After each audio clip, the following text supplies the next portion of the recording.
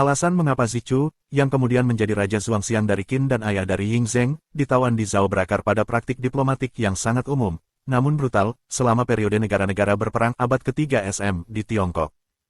Pada masa kacau era negara-negara berperang, meskipun negara-negara saling berperang, mereka juga sering melakukan perjanjian damai atau aliansi sementara. Untuk menjamin bahwa perjanjian ini akan dihormati, adalah praktik standar bagi negara-negara yang bersekutu atau baru saja berdamai untuk saling menukar sandera politik. Sandera ini hampir selalu adalah anggota keluarga kerajaan atau bangsawan tinggi dari masing-masing negara.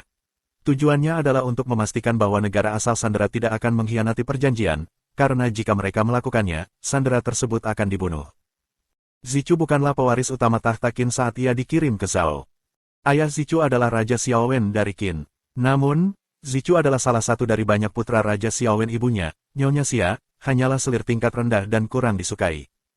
Posisi rendah, karena Zichu memiliki sedikit peluang untuk mewarisi tahta karena ia bukan putra dari ratu utama atau selir favorit, ia dianggap sebagai sandera dengan nilai tawar yang rendah namun masih memiliki darah kerajaan.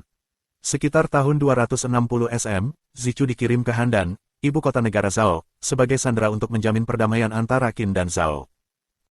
Ketika berada di Zhao, kehidupan Zichu sangat sulit. Perlakuan buruk, karena ia dianggap tidak penting oleh keluarganya sendiri di Qin, dan karena Zhao sangat membenci Qin terutama setelah pertempuran Changping yang berdarah, Zichu diperlakukan dengan sangat buruk. Ia hidup dalam kemiskinan dan isolasi, tidak memiliki uang atau pengaruh.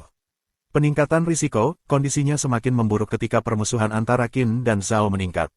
Zichu terus-menerus hidup di bawah bayang-bayang kematian, karena jika Qin menyerang Zhao, ia akan menjadi korban pertama.